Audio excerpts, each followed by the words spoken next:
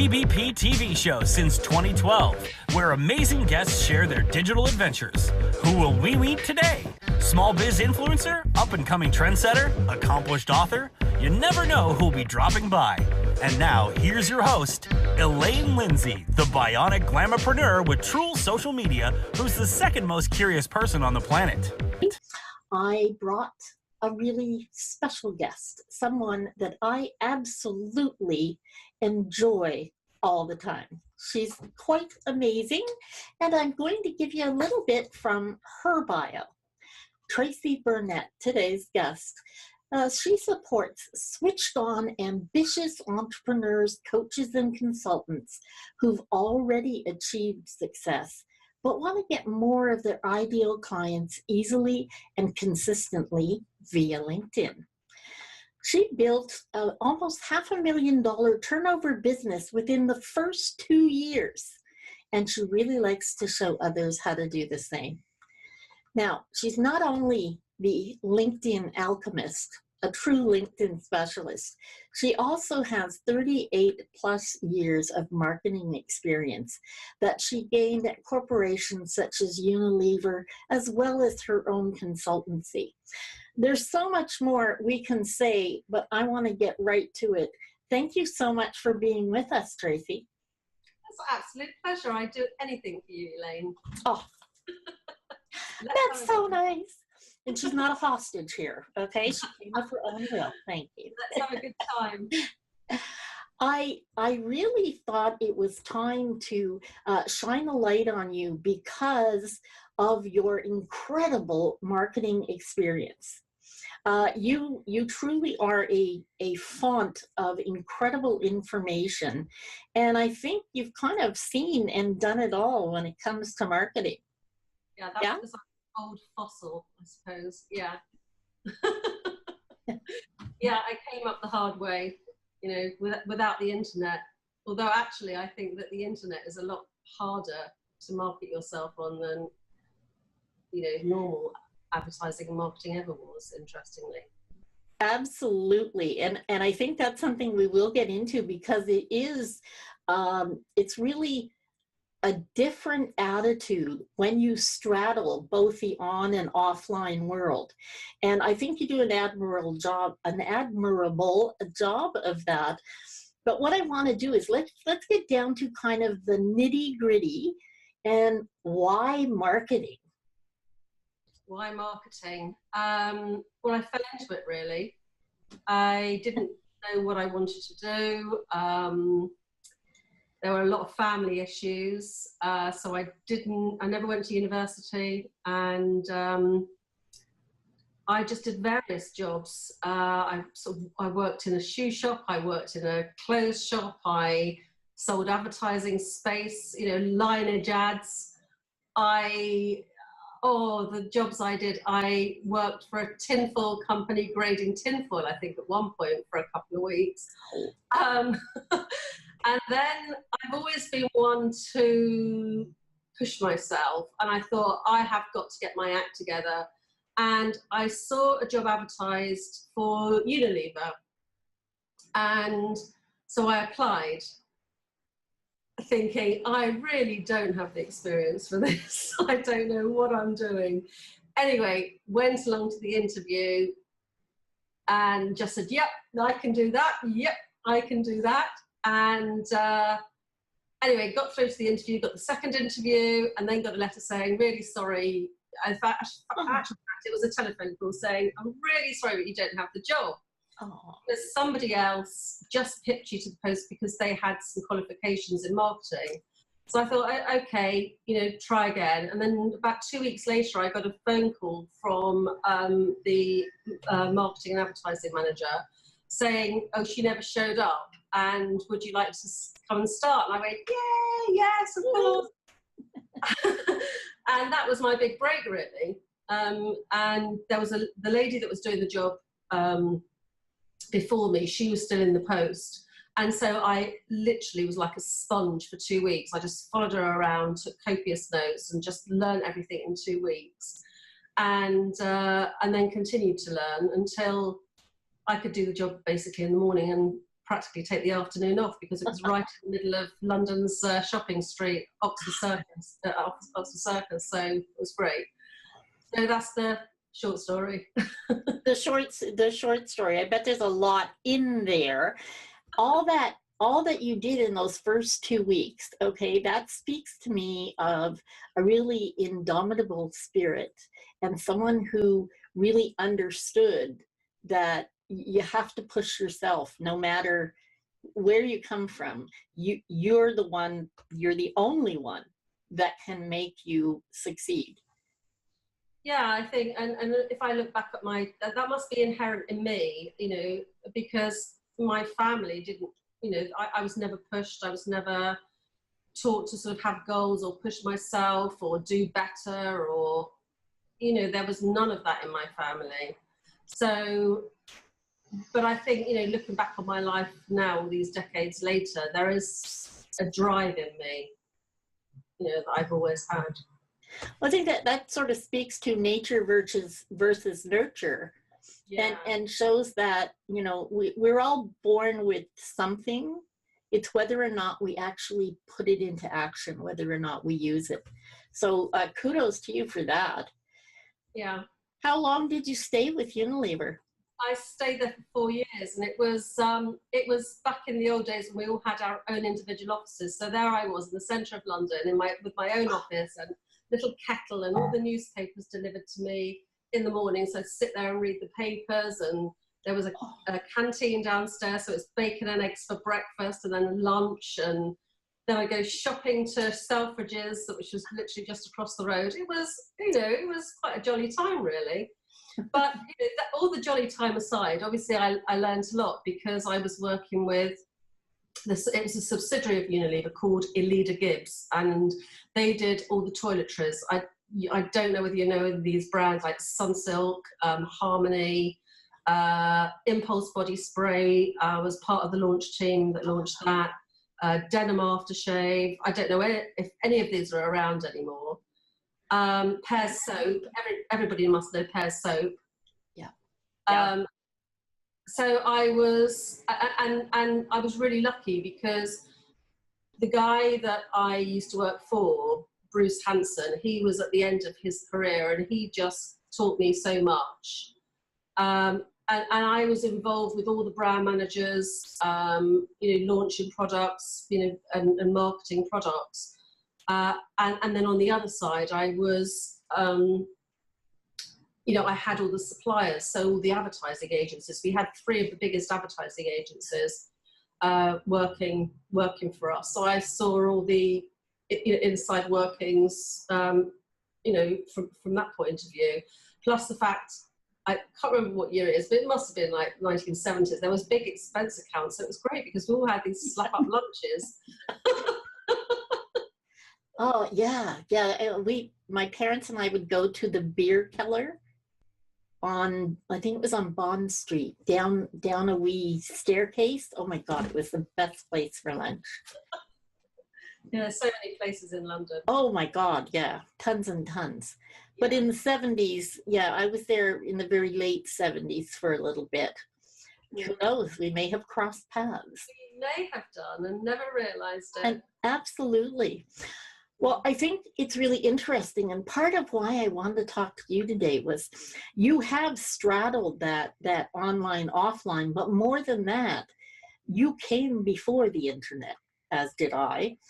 And when you made that leap, where were you, what were you doing, and what were your first thoughts about the web?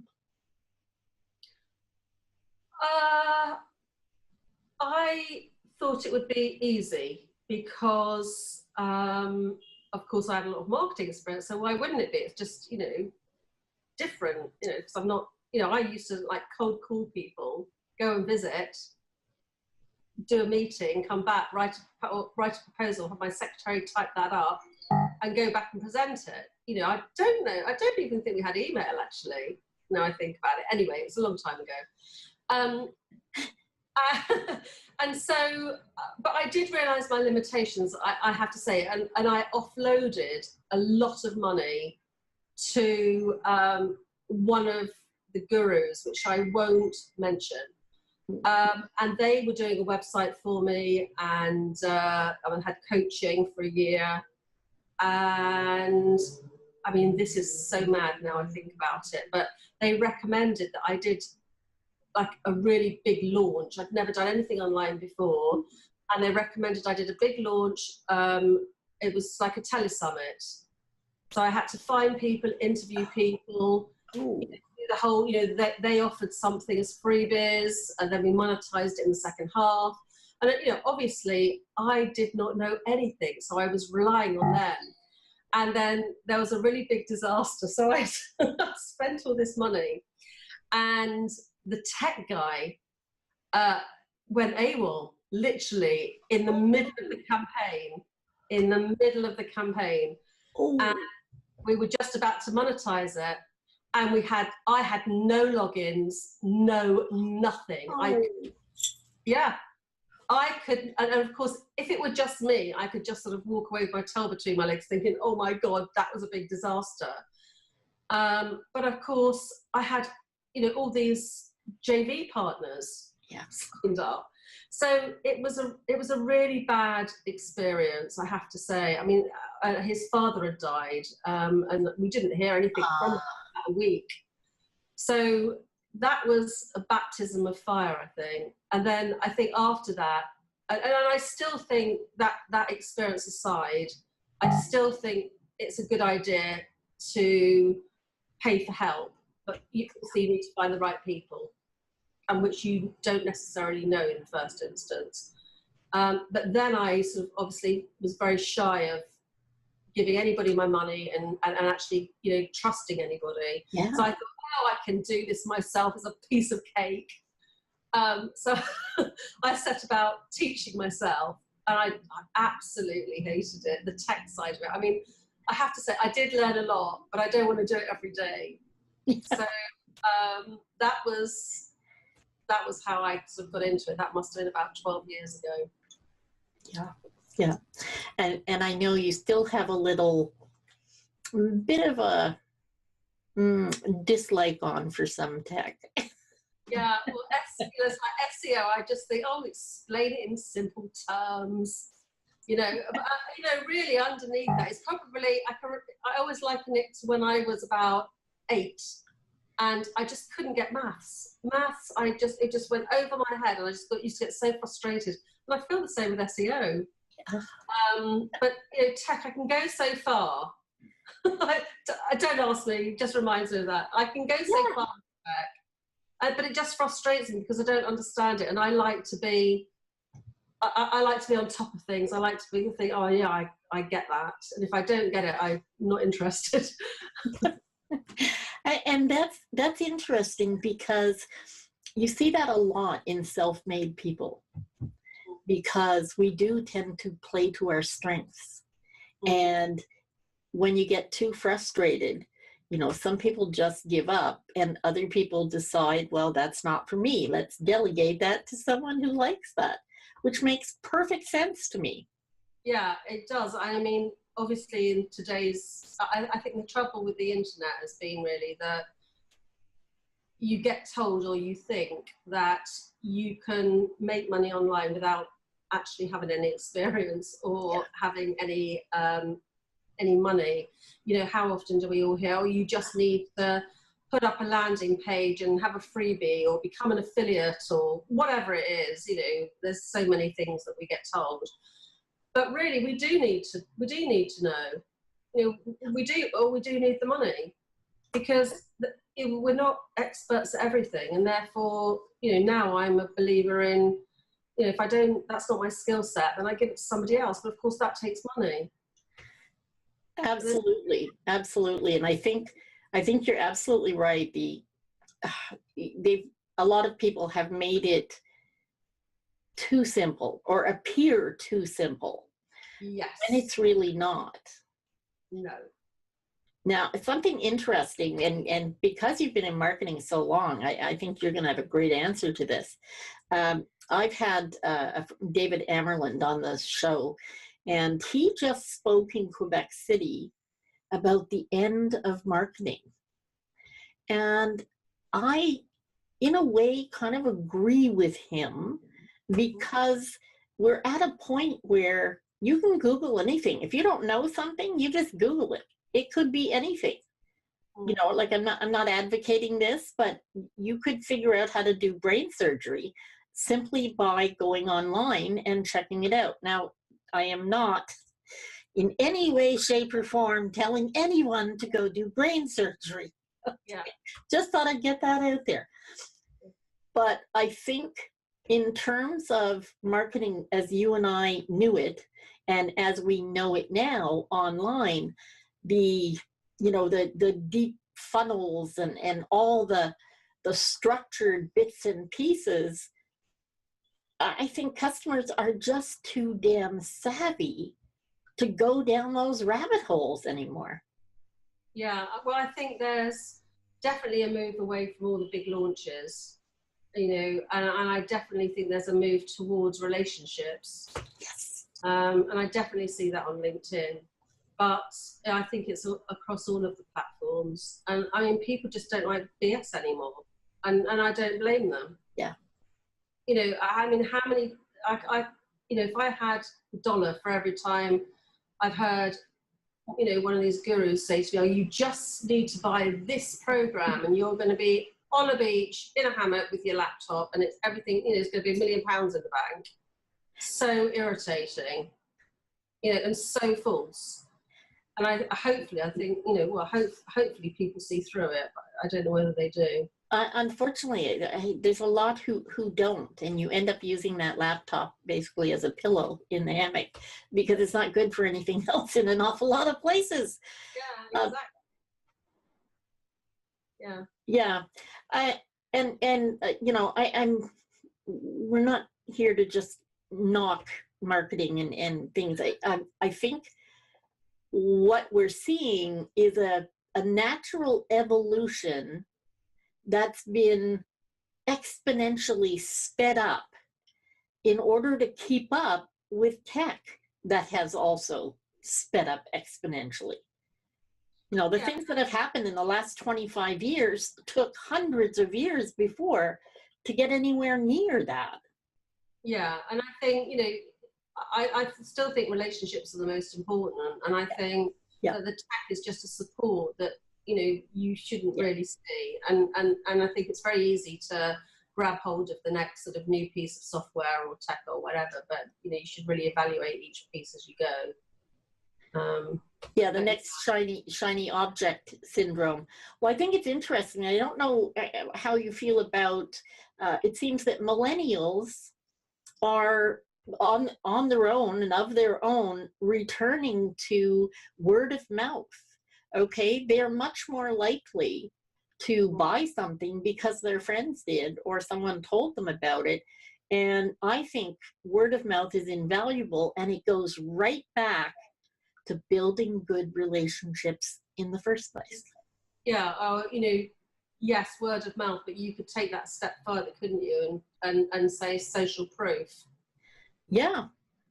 You know, it's not like talking to somebody face to face when you're sort of, you know, with them in the same space, but it's that in that internet space, you know, whether it's an Amazon review or something that somebody's recommended on Facebook or whatever it is, it's that sort of taking notice of what your peers are saying. Yeah, absolutely. And I think it's going to become a very interesting mix, because building these relationships are so critical. It's critical in life.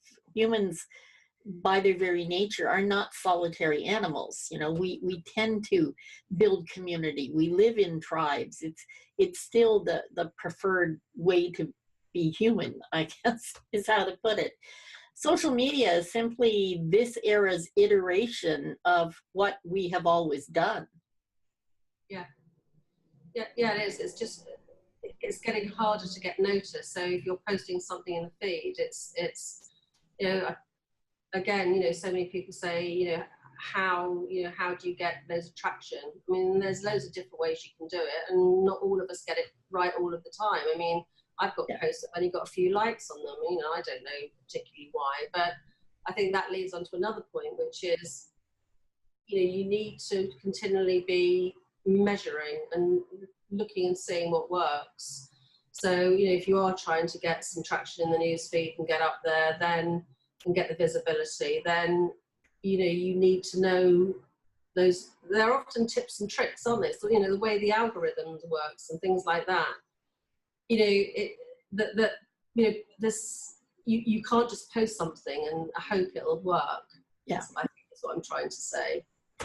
No, and that, again, that starts with those relationships that you have to build, because, you know, once you put things out through your tribe, if it's viable, if it's relevant, if it's good quality, then your tribe is going to help you drive that further and give you better reach. And yes, you're absolutely right. The algorithms do come into play. But the fact is, if you don't have a good community, if you don't have a good setup around you that you have relationships with, all the algorithms in the world are not going to help you unless you have relevance and you have quality. Yeah, and you know, that's the other thing, isn't it? Is getting that community together, and that takes time. And I mean, I suppose you could get it quickly, you know, by, you know, growing a Facebook group, by Facebook ads, for example. But you know, you still need to get noticed, and that is always the biggest issue. I think it's you know, to build that community. It's all very well having a great product set up and a great price and a lovely landing page and a beautiful website, but you know, that's where somebody like you comes in. You know, you need to be found. So whether it's SEO or advertising or whatever it is, you know, that, you know, you have to do something to get the eyeballs on your stuff. Absolutely. And I think, in my estimation, that's where starting in the right way is incredibly important. If you start building relationships, those first 5 people and the customers you have at the beginning, they're who are going to help you the most. People are always looking outside for more and more followers. And, you know, for so many years, there were, you know, people buying Twitter followers and buying Instagram followers. And yeah, that, and Facebook followers. You bought them, they stayed for 24 hours, and then they left. Like that, to me, was never a way to grow. And, you know, Facebook ads are fine and dandy for people that are understanding completely what their customers cost. What is the price of a customer? If you understand that, then doing a Facebook ad can actually make sense. But, you know, because my background is SEO, and I tend to show people that Facebook ads are for the impulse buy. It's like the gum and the chocolate and the crisps that are at the cash register, or chips for people in North America. At the cash register, Facebook ads are for people who see something, oh yeah, I could have that. Google, however, the ads that you get in the search engines, they catch people at the moment they're looking for what you provide.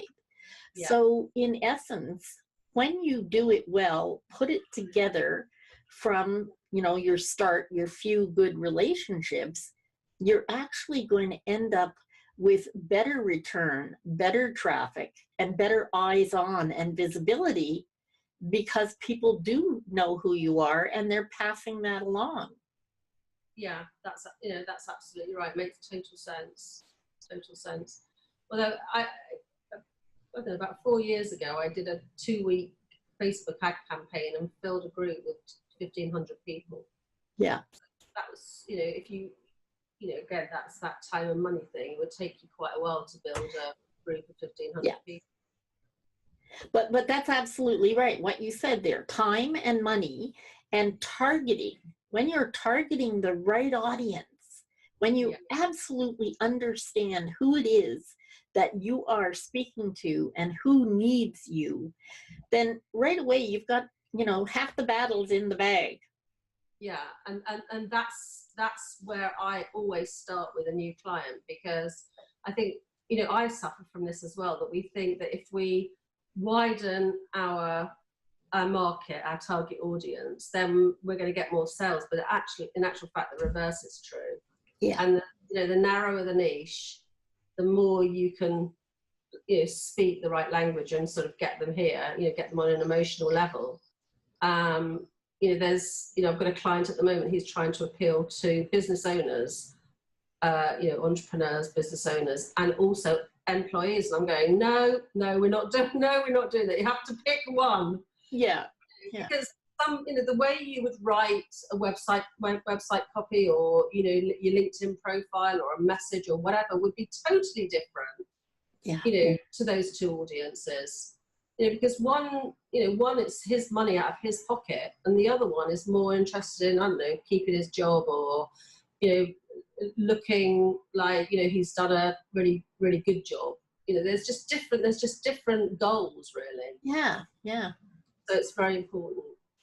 And that is really true. And I have to say, it's a little scary how many people come online hearing the tales of quick cash and what have you, and have no idea who their niche market is.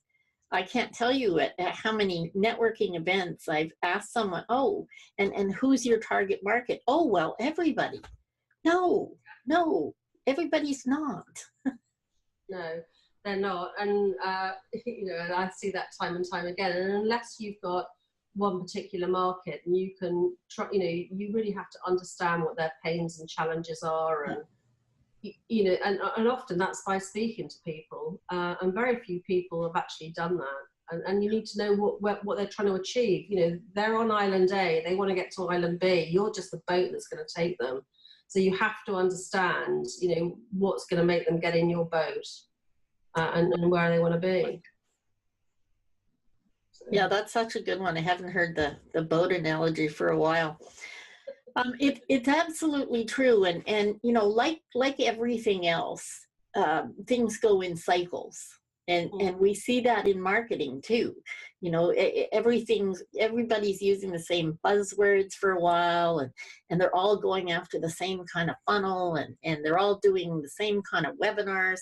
And then the cycle moves on and it becomes something else. And I think it's got to be pretty scary if you're a marketer right now to know that the customer understands an awful lot more of what you're doing. We can't harken back to the 70s and have subliminal messaging and you know, bait and switch and, you know, like just all the buy it now or oh, there's gonna be no more. Yeah. That had its time, had its place. We don't see that anymore because people don't respond. People are, you know, they can go and check right away. Whatever you tell them, they can go look that up no matter what it is. And I think that giving customers that power, if you're a really good marketer who understands how to service your customer, then that's the best thing that could happen, is have your customer on board, understanding the effort you're putting in. No, I absolutely agree. Yeah, don't know whether I've got anything to add to that, Elaine, really. Well, okay, well, we don't want to hear me talk anymore. Okay? I've said enough.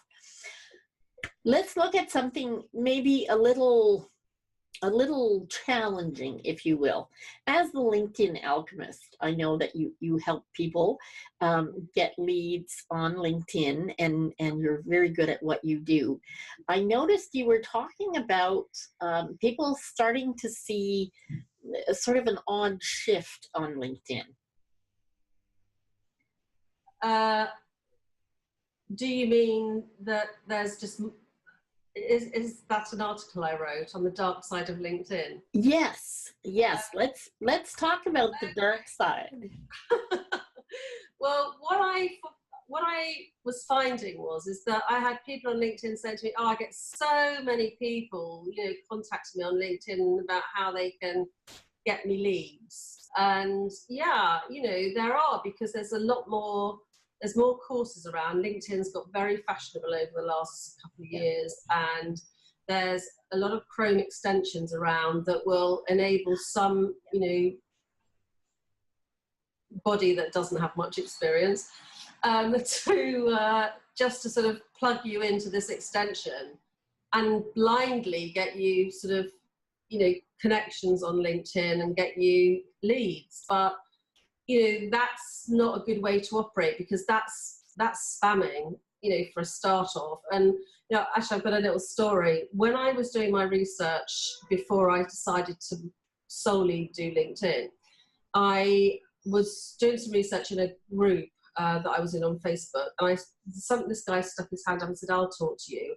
I said, "Okay." So I said, "Oh," he said, "I use LinkedIn already." I said, "Oh, that's fantastic. And how do you find it?" He said, "Yeah, I've got somebody doing lead generation for me." He said, "My diary's absolutely full." And I just thought, "Oh, amazing. That's really good." So I said, "Oh, you must be making money hand over fist." He said, "No, I don't get any sales from it." So basically what was happening is that he had taken on one of these people, no experience, no background in marketing, plugged him into a Chrome extension, hadn't paid any attention whatsoever to his target market, his message, nothing. And so he had this diary full of meetings. He was a technical geek who basically just couldn't really wrap their head around people relationships. He was very hard to talk to, and he was selling this $150 piece of software. And you would imagine, if you were on the phone 6-7 hours a day every day of the week, that you would be selling some things, but he couldn't. Yeah. So, but he wouldn't listen. I tried to give him a little bit of advice, as I want to do, but he said, "Oh no, I'm just going to drop the price. It must be the price." I mean, no way is it the price. Yeah. No way is it the price. So, you know, this is what's going on, and my role really is to, you know, if I want to sell my services successfully, is to, you know, rise above that and be mature and grown up, and, you know, to put across my knowledge. And, you know, when you're in the inbox with somebody, you know, that's what you have to do via messaging. You know, and you know, for any of us, you know, there's, you know, lots of people that do SEO. So if you were messaging somebody in LinkedIn, you know, how do you put across in a message, you know, why you're different? Because that's what people are going to buy, and they're going to buy something that or somebody. Let's face it, they're not buying something; they're buying somebody that they know, like, and trust. And the only way to do that is to let them get to know you.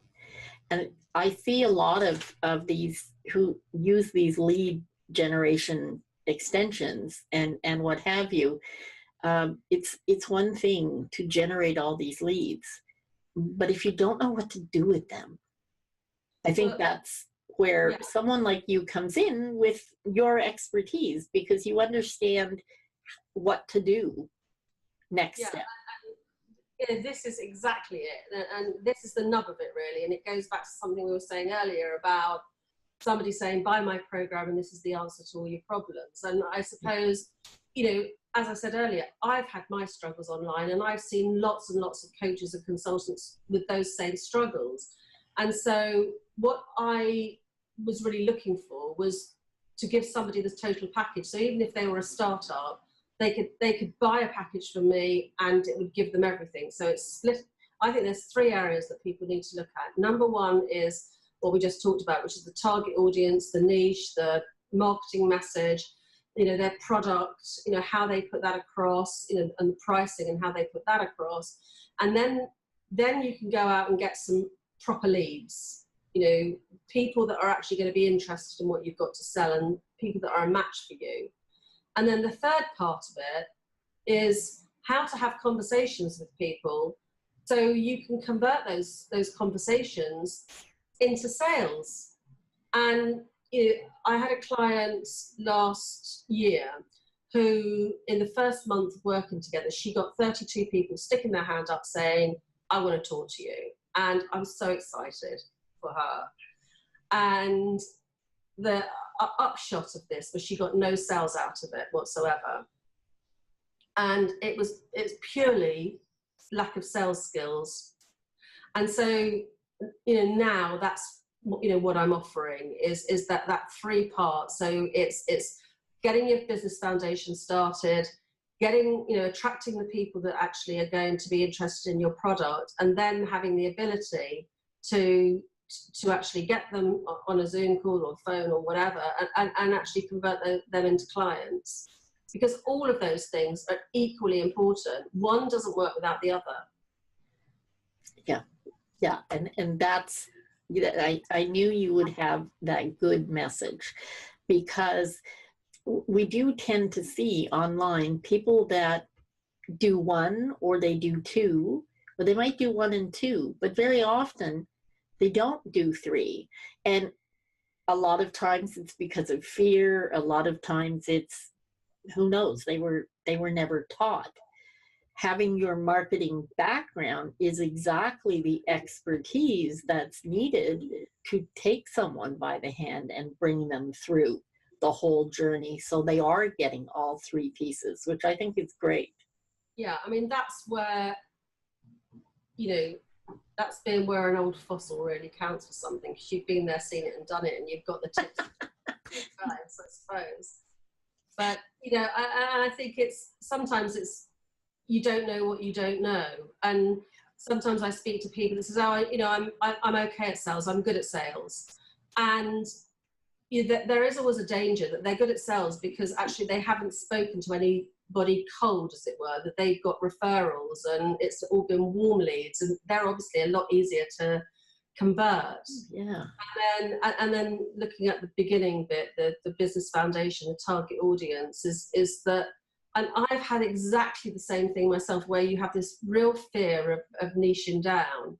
And I employed somebody a few years ago to actually do that exercise with me, because I just found it was, I don't know if you've ever bungee jumped or anything like that, but like throwing yourself off the top of a cliff, even though you're all belted up, it's just like not a natural thing to do, even though you know that no harm can come to you. And I think it's a bit the same with niching down. You know, it's just a real fear. Something, I don't know what it is, but you know, I find it difficult myself. So, well, yeah, because you know, it's like you're cutting out huge segments, and instead of concentrating on how good the little piece is that you're going to take control over, we all tend to, you know, kind of, oh, but what about, you know, way over there? What about over there? yeah. We just have to, I think we have to learn to let go. Yeah, I had a client, she was a startup, and I was getting her to niche down, and she was, oh, I don't know about that, I'm going to go away and think about it. And she came back to the next call and she said, I'm fine with that. She said, I've done my research. She said, there's only over sort of, you know, 30 million people in the world that I can offer this to. So I thought, okay, so we're done. Fine, let's niche down. Yeah, it's great when people get it, for sure. Yeah. So if you were talking to that's a startup or a young entrepreneur coach that wants to step up what they're doing, what's the first couple of things they should be doing in preparation to really mine LinkedIn well? LinkedIn specifically. Okay. Or in general. I just figured LinkedIn was good because it's easier on LinkedIn. One of the things you don't do is you don't do a website first because generally that's just a very general message. So the first thing is always to do that niching down, to really talk and speak to your target audience and record it or write it down, because you get the language back from them that you can then feed back in website copy or LinkedIn messaging or content, and you get to find out what their real key, you know, what their pains, challenges are. You know, I always ask people, it's interesting, you know, what they come up with, but it gives you ideas for articles, and as I say, it gives you the language. So that, you know, niching down and that target audience and really understanding who you're talking to is crucial, really. and then the next thing is I suppose when you've done that is to make sure you got your product and pricing right. But the next thing is to do your LinkedIn profile, and I call it killer profile, because you'd be surprised the amount of people that don't have that completed properly. They don't have any contact details. I mean, hello, what are you there for? There's no, often I have to click on they put their Twitter link, but no website link. So you have to click on the Twitter link to see if they put the website URL on the Twitter profile, so you can find out what their website is. Now, I'm interested because I'm interested in as a potential client. But if, I was a supplier, I just, oh God, next, move on to the next person. And how many times do you click on that Twitter link and it doesn't work? Yeah, well, that's another story. But there's 3 key pieces of real estate as far as I'm concerned on a LinkedIn profile, and that's the banner.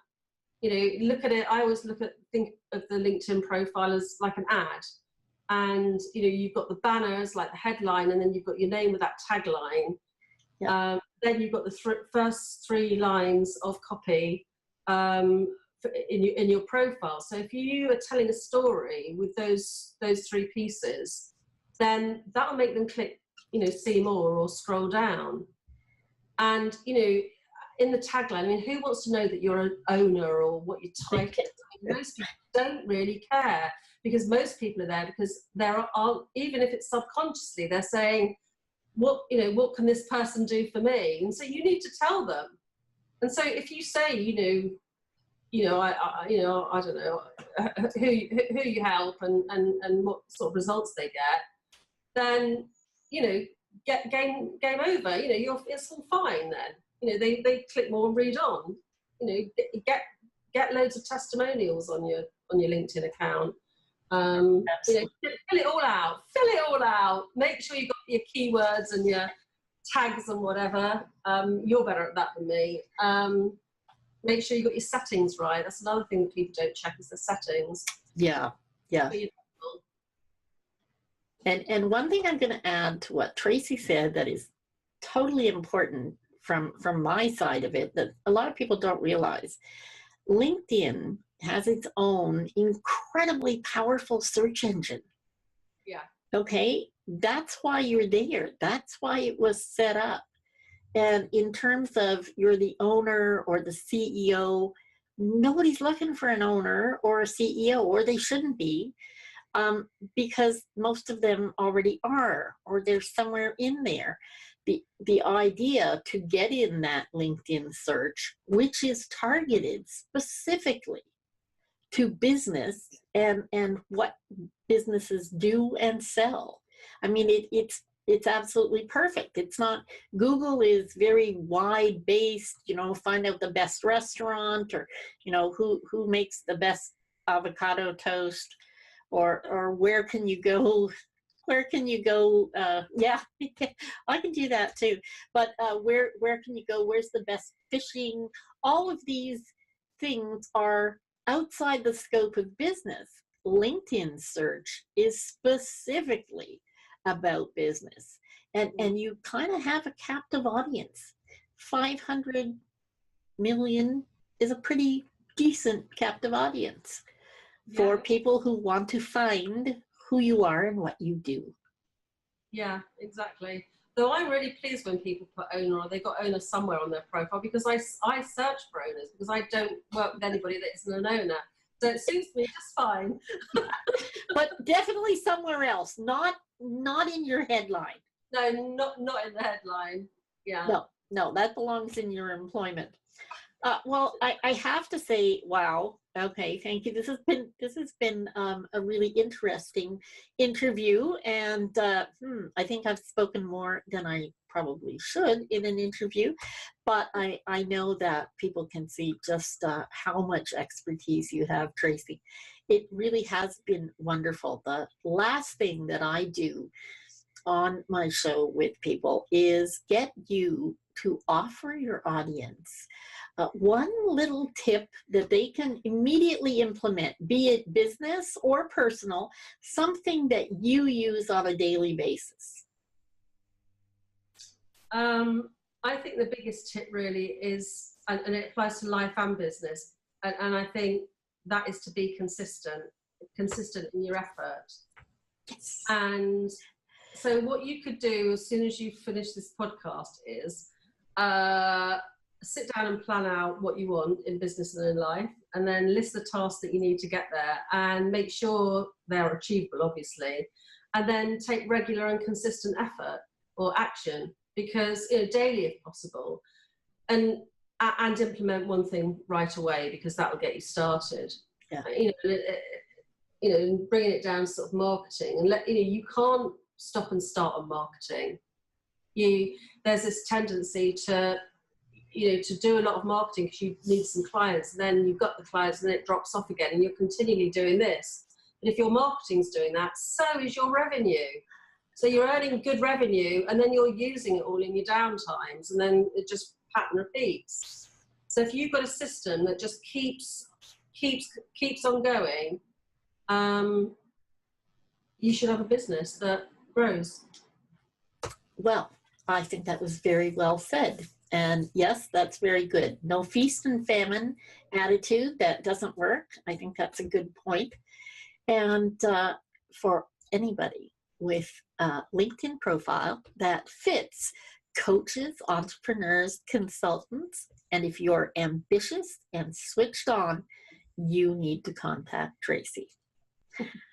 With that, I thank you very much for being my guest. I'm Elaine Lindsay, the Glamopreneur with True Social Media, your host as ever for the BBPTV show, and I look forward to seeing you next time. Make it an amazing day.